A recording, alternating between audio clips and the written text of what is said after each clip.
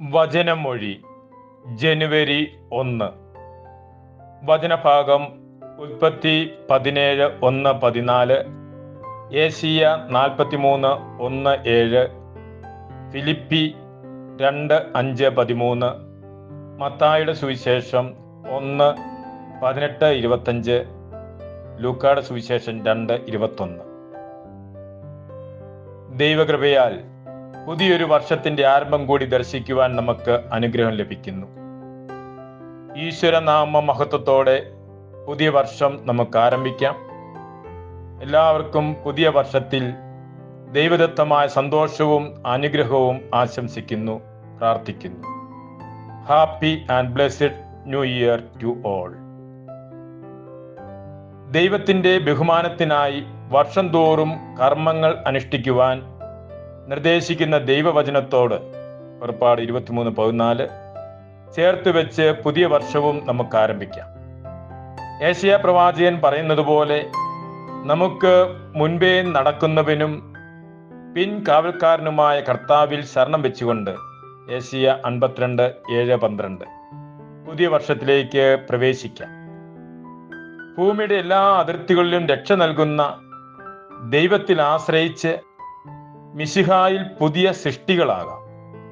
പൗലോസ്ലീഹ ആഹ്വാനം ചെയ്യുന്നത് പോലെ എഫേസ്യൂസ് 4:17-24 യഥാർത്ഥ വിശുദ്ധിയിലും നീതിയിലും ദൈവത്തിന്റെ സാദൃശ്യത്തിൽ സൃഷ്ടിക്കപ്പെട്ട പുതിയ മനുഷ്യനെ ധരിക്കാം. അതിന് നാളെക്കുറിച്ച് ആകുലരാകാതെ ദൈവത്തിൽ ആശ്രയിച്ച് മത്തായിയുടെ സുവിശേഷം 6:25-34 ഇന്നിന്റെ മക്കളായി നമുക്ക് ജീവിക്കാം. നമ്മുടെ ജീവിതത്തിലെ ഓരോ ദിവസവും എണ്ണുന്നത് മിശിഹായുടെ പിറവിയോട് ചേർത്ത് വെച്ചാണ്.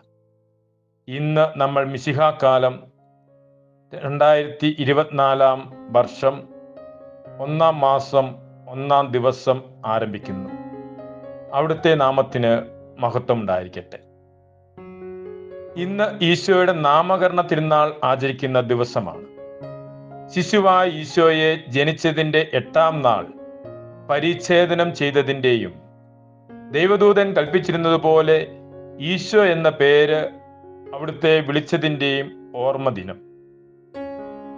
അബ്രാഹത്തിന്റെ നാമകരണവും സന്തതികളെ പരിച്ഛേദനം ചെയ്യുവാനുള്ള ആഹ്വാനവുമാണ് ഉൽപ്പത്തി പുസ്തകത്തിൽ നിന്നുമുള്ള വായനയിൽ ശ്രവിക്കുന്നത്. ഇസ്രായേലിനെ പേര് ചൊല്ലി വിളിച്ച് സ്വന്തമാക്കുന്ന കർത്താവിനെ ഏശയ്യാ പ്രവാചകന്റെ പുസ്തകത്തിൽ നിന്നുമുള്ള 2-ാമത്തെ പ്രഘോഷണത്തിൽ നാം കാണുന്നു. എല്ലാ നാമങ്ങളെയും കാൾ മഹത്വമുള്ള നാമം ഈശോ എന്ന നാമം. കാരണം ആ നാമം ഈശോ കർത്താവാണെന്ന് പ്രഘോഷിക്കുന്നു. പൗലോസ്ലീഹ നമ്മെ ഓർമ്മപ്പെടുത്തുന്നത് ആ നാമം വഹിക്കുന്നവരാണ് മിശിഹായിൽ വിശ്വസിക്കുന്ന എല്ലാവരും. അവർക്ക് ഈശോ മിശിഹായ്ക്കുള്ള മനോഭാവം ഉണ്ടാകണമെന്ന് സ്ലീഹ പ്രബോധിപ്പിക്കുന്നു. അത് ശൂന്യവൽക്കരണത്തിന്റെയും അനുസരണത്തിന്റെയും മനോഭാവമാണ്. സുവിശേഷത്തിൽ നിന്ന് നാം ശ്രവിക്കുന്നത് ഈശോയ്ക്ക് പേരിടുവാനുള്ള ദൂതന്റെ ആഹ്വാനവും അതനുസരിച്ച് ഈശോ എന്ന നാമം അവിടത്തേക്ക് നൽകുന്നതുമാണ്. ആ നാമം തന്നെയാണ് മിശിഹായുടെ ദൗത്യം. അത് രക്ഷയുടെ ദൗത്യമാണ്. അവിടുത്തെ നാമത്തിലാണ് എല്ലാവരും രക്ഷിക്കപ്പെടുന്നത്. രക്ഷയ്ക്കുള്ള ഏക നാമവും അവിടുത്തെ നാമമാണ്. ആ നാമത്തിന്റെ മഹത്വമാണ് എന്നും പ്രകീർത്തിക്കപ്പെടേണ്ടത്. നമുക്കൊന്നു ചേർന്ന് പ്രഘോഷിക്കാം. ഈശോ മിശിഹായ്ക്ക് സ്തുതിയായിരിക്കട്ടെ. ഈശോയിൽ സ്നേഹപൂർവം പുതിയ വർഷത്തിൻ്റെ എല്ലാ മംഗളങ്ങളും നന്മകളും ആശംസിച്ചുകൊണ്ട് കുറ്റ്യാനിക്കൽ സെബാസ്റ്റ്യൻ അച്ഛൻ.